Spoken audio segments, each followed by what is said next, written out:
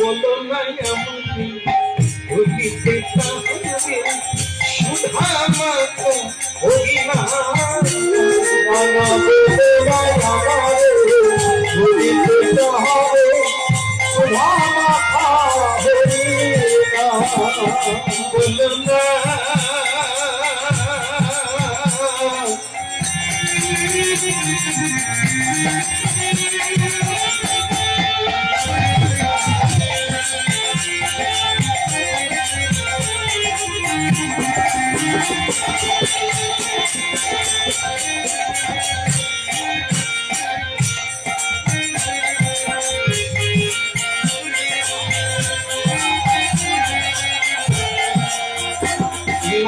বলো না আমাকে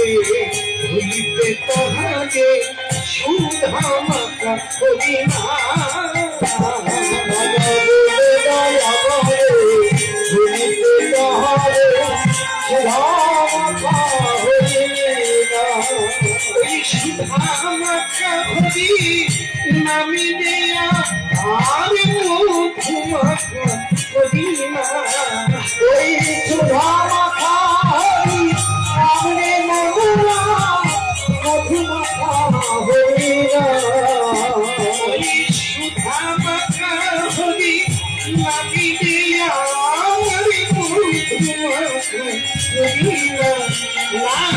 বলো নাই আমাকে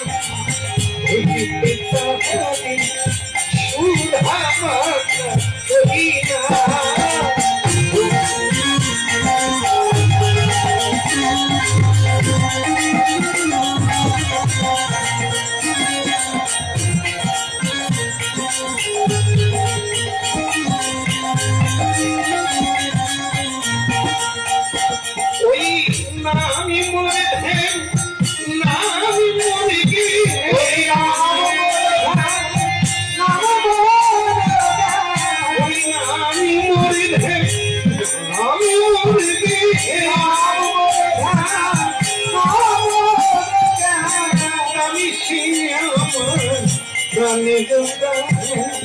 বলো নাই আমারে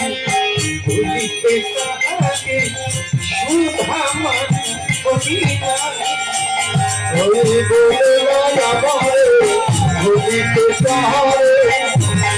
মাতা হই না বলে মহাপ্রভু কি তাহলে কি হলো এই যে প্রভু নিত্যানন্দ তাহলে প্রভু তোমাকে বৃন্দাবনে যেতে হবে শ্রীরাম অভিমান করে আসে না আমি কৃষ্ণ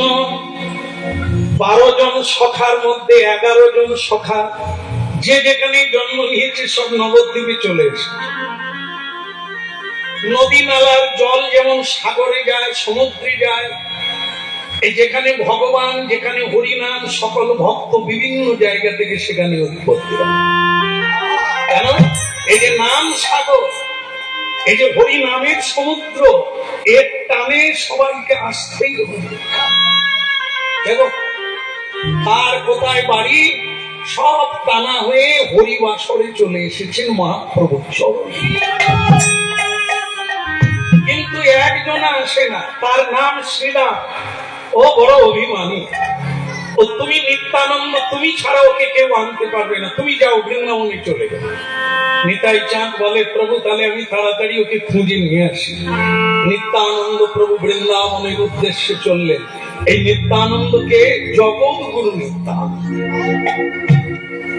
তার নামের সঙ্গে আমাদের সঙ্গে সংযুক্ত আছে নিত্য যুক্ত আনন্দ নিত্য আনন্দ আমরাও প্রত্যেকে